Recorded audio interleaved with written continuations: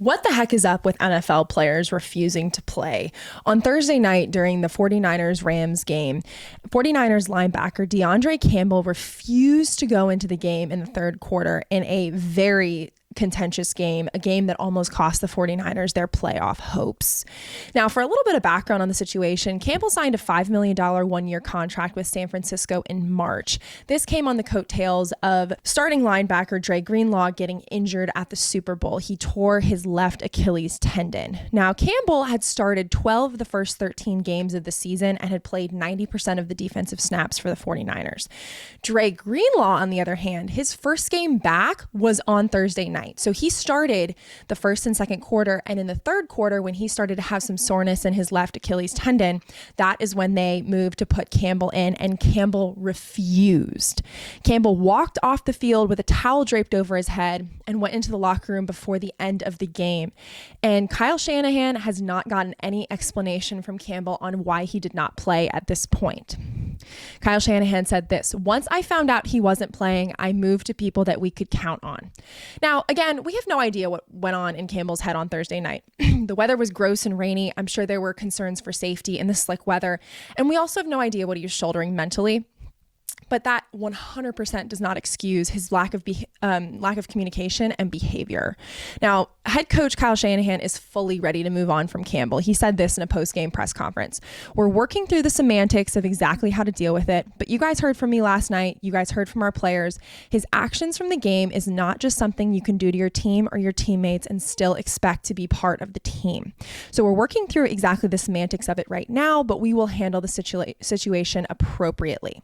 He was also asked a follow-up question to confirm whether he expected Campbell to be with the club in week 16 and beyond, and he very succinctly said, "No, I do not." Campbell's teammates all had something to say about it as well. George Kittle commented on it in a press conference, and I agree with him.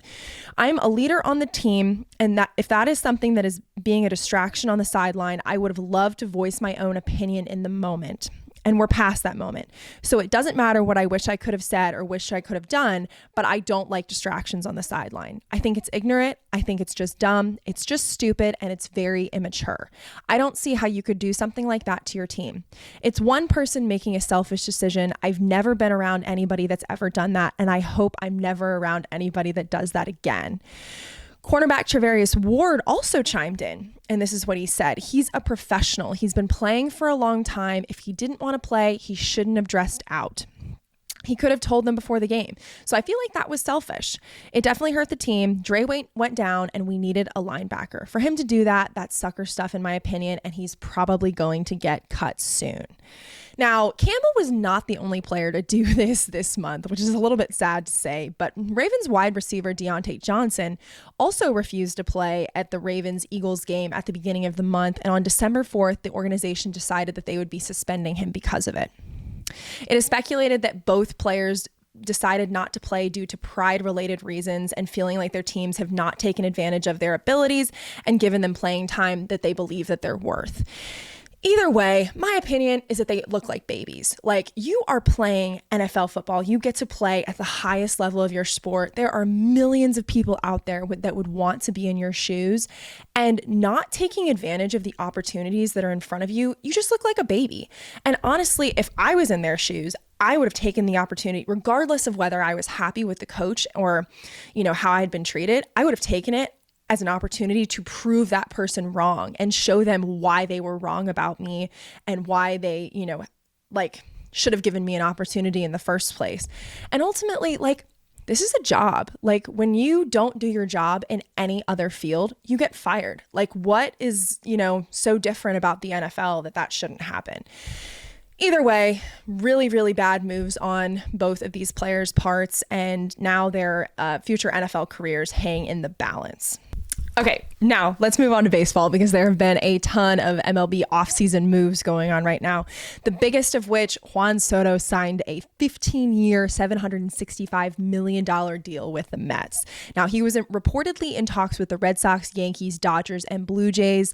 The final two contenders were Mets and Yanks. Yanks offered him $760 million, just $5 million short of what he ultimately accepted with the Mets. Now, evidently, there were some cultural issues, maybe a little bit of drama going on behind behind the scenes. Don't quote me on this, but there's a rumor Yankee staff actually kicked Soto's family members off of the field during an event. And another thing that Soto requested that did not sit well with the Yankees was that he wanted a free suite at Yankee Stadium included in his contract. Now, for a little bit of background, the Yankees refused this because that's never happened before. Derek Jeter and Aaron Judge both pay for their own suites at Yankee Stadium. So Yankees refused this one. I don't really understand why this was a big deal to Soto. Personally, he's getting $760 million with the Yankees. So why couldn't he have just paid it, on his own? But, that's neither here nor there. No matter what you think about all those details, this is a super, super interesting sign. With this, Soto becomes the highest paid athlete in MLB history. The only other athlete even close to him is Shohei Ohtani with a $700 million contract with the Dodgers. Now, I think it's fair to do a little bit of a comparison between Ohtani and Soto because they both have the biggest contracts in baseball, and it's not really even close. Now, Soto is 26. He's currently signs a $765 million 15-year deal, right? When Ohtani entered free agency, he was 29 and he signed a $700 million 10-year deal. Now, this past season, Soto batted .288 with 41 home runs. And this past season for Ohtani, he batted .310 with 54 home runs and was the first player ever to reach the milestone of 50 home runs and 50 stolen bases in a single season. Now, their stats are not terribly different, but the other piece of this is that Ohtani signed as a two-way player. And although he didn't pitch this season due to a UCL injury, and he actually had surgery for that, he is expected to pitch next season. Now, the question here is, and please let me know what you guys think in the comments, does Soto really deserve $765 million, or are the Mets massively overpaying?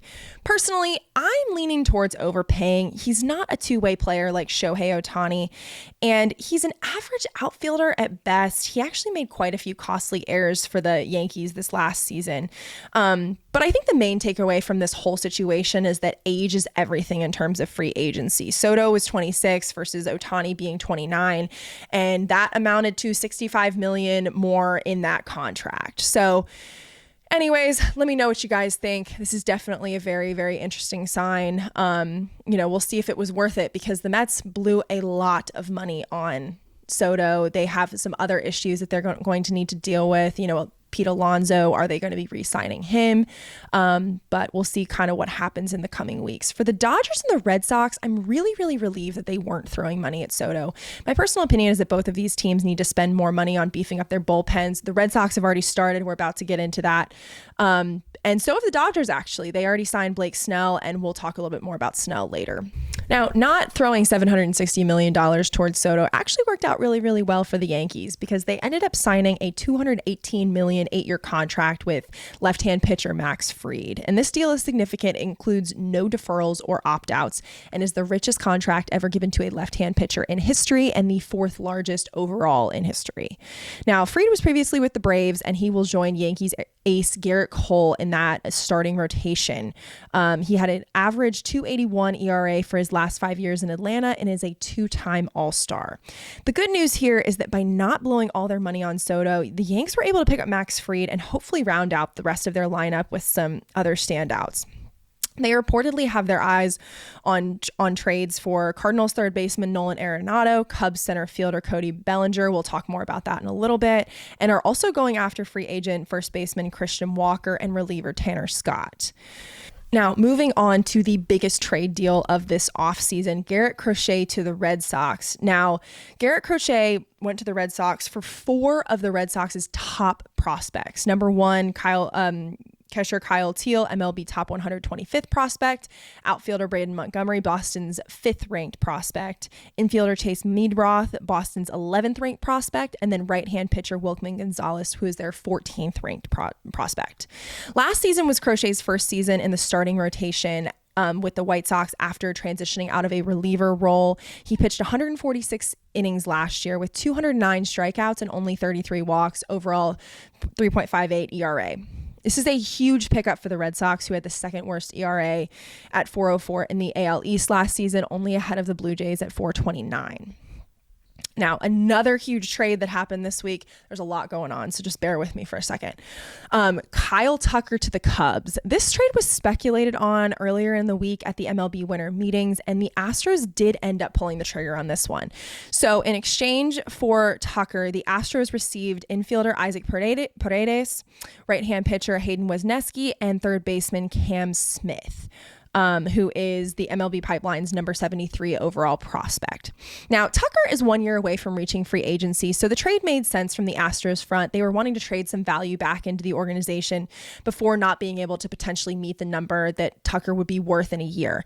And according to the Cubs GM, they made this deal understanding that this deal had to be worth it for 1 year of Kyle Tucker, and they felt like that was the case. Now, Kyle Tucker is reportedly really excited to move to the North Side and play for what he called an iconic franchise. This move has fired up the Cubs fan base and has gotten them excited over one of the biggest additions that they've had in years. Now, there are a million moving parts and ripple effects in MLB free agency, and this one definitely is a bit of a head scratcher right now because the Cubs outfield is full of solid players like Cody Bellinger and Seiya Suzuki. However, both of these players have been the subject of trade rumors this offseason. Now, speaking of Bellinger, let's talk some other undecided news in the baseball world. The Yankees reportedly have their eyes on Bellinger after losing Juan Soto to the Mets.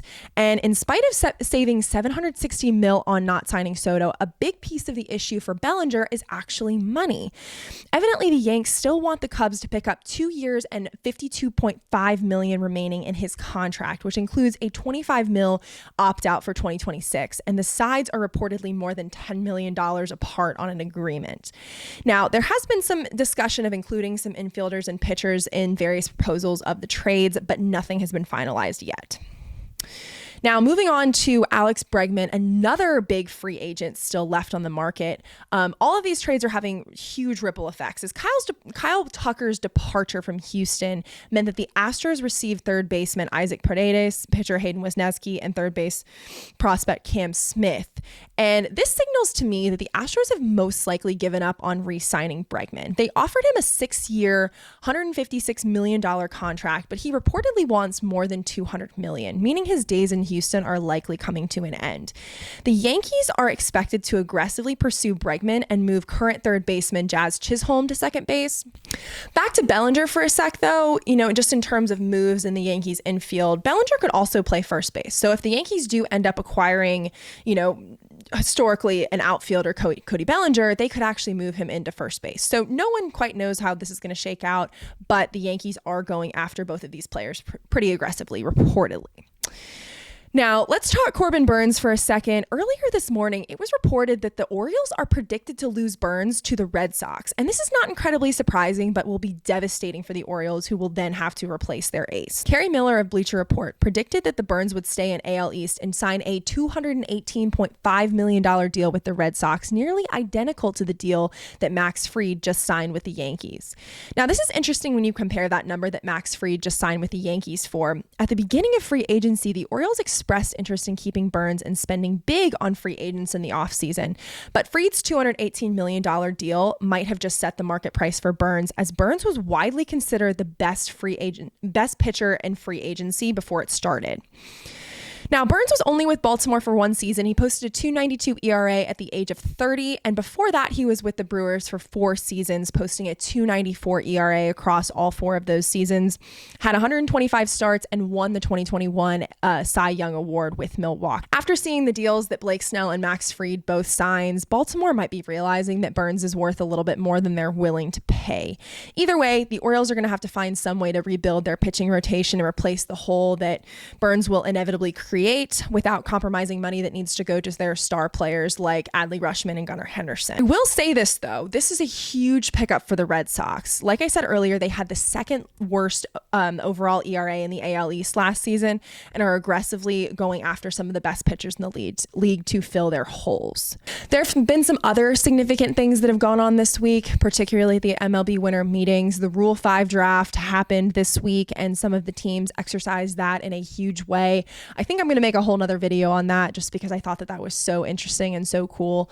But yeah, thank you guys so much for watching, and I will be back here in a few days with some more news just all across the sports world.